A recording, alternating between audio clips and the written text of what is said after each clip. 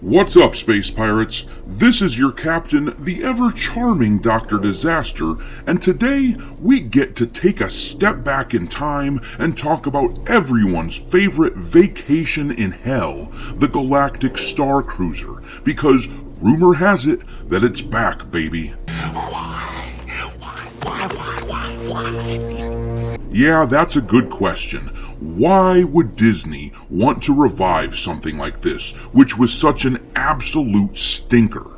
The cost was outrageous, the focus on the divisive sequels was patently absurd and arrogant, I might add, and the execution of their ideas was bizarrely terrible, from bad actors to bad Imagineering. So sit back and enjoy, or cringe, or however it is you typically react whenever we talk about the Galactic Starcruiser. In this video, we're going to discuss this rumor and revisit the cringiest place on Earth.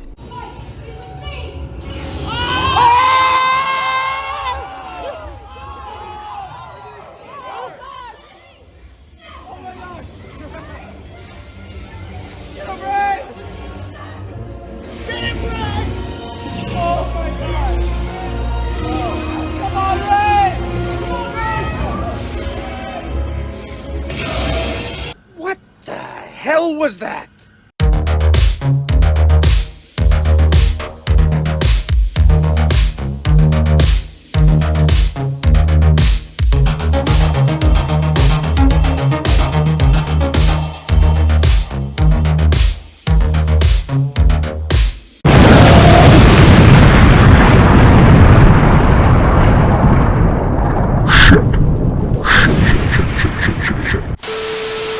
Alright guys, hit that like button, it really helps me with the algorithm, and don't forget to follow me on Twitter where my handle is Dr. Disaster 1.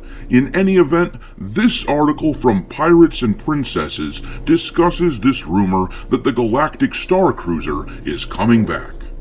The article says, Disney is rumored to be bringing back the Galactic Starcruiser Hotel in some capacity.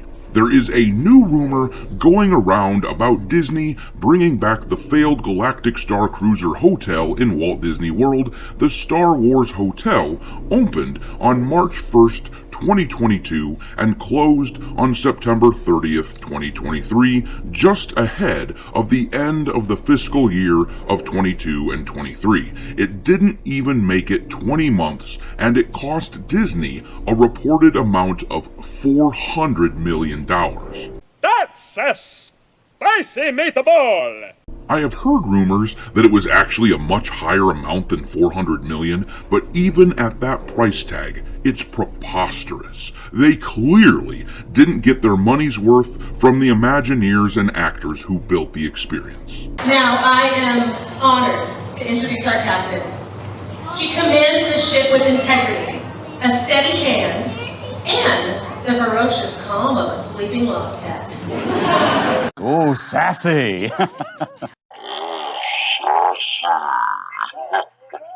Now, new rumors are swirling around indicating that Disney will be doing something with the building in the future. Frankly, that was a given because Disney had already spent $400 million on the building and it's there, ready for use. While they reportedly wrote off $300 million of the cost, they can still use the location for something else. The use of the building in the future has been mentioned before. Disney's chairman of Disney Parks Experiences and Products, Josh D'Amaro, reported last summer that Disney intended to do something with the facility but didn't expand upon that. After the announcement of the impending closure of the Star Wars Hotel, D'Amaro stated that the building would be used, saying, "No hints yet, but something will happen." I mean, obviously, we have a multi-billion-dollar company holding an asset that cost them millions and millions of dollars. They are not going to let it sit idle and fall into disrepair, and I don't blame them. But what I'm sure they're hoping for is that we forget about the stupidity of what they did. They want us to forget the negativity that surrounded the hotel. They want to wait us out and wait for us to forget. They want us to forget the exorbitant, outrageous costs coupled with what might be the cringiest amusement park experience I have ever seen. Yes, we can. 5, 6, 7, 8. Right, back, right, left. Keep going.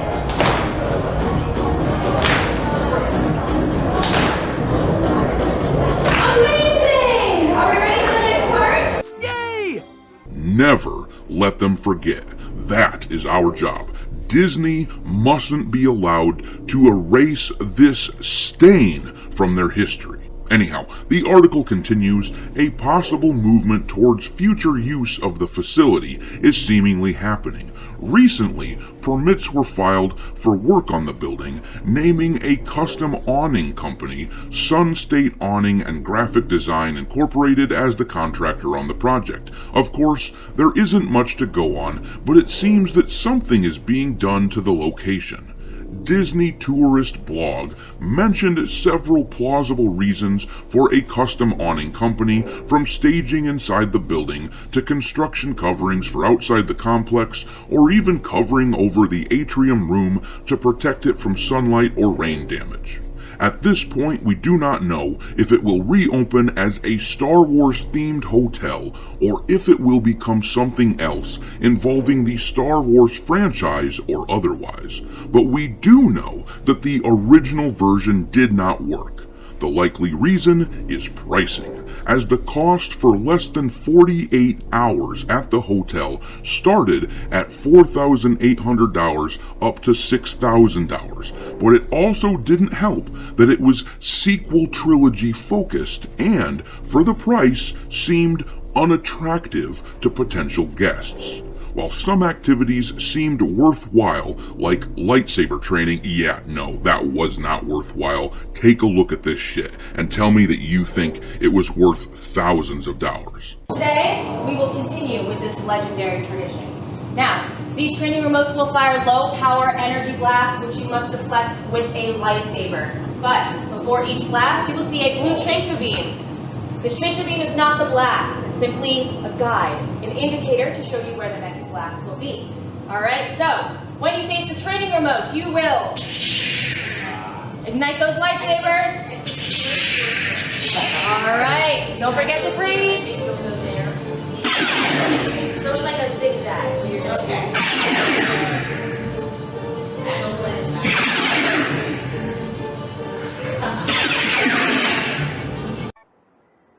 What the hell is that? But yeah, going back to the article, it says, while some activities seemed worthwhile, like lightsaber training, a lot of it involved using an app to play games and do other activities that seemed like filler given the cost. Imagine spending $6,000, particularly in this dogshit economy that we are currently suffering in, and you're greeted with that lightsaber training that I just showed you. I would absolutely freak out if I had to spend money like that, and that is how I had to spend my time. Was Disney going to change up the Star Wars elements of the attraction to keep it fresh?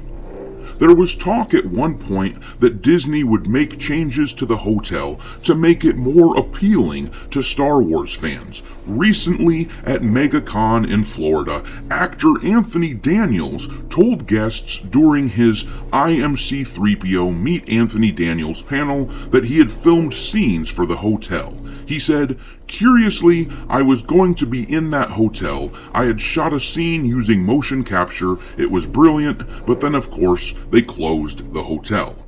It's not clear if they planned on using the footage before they closed or at a later date."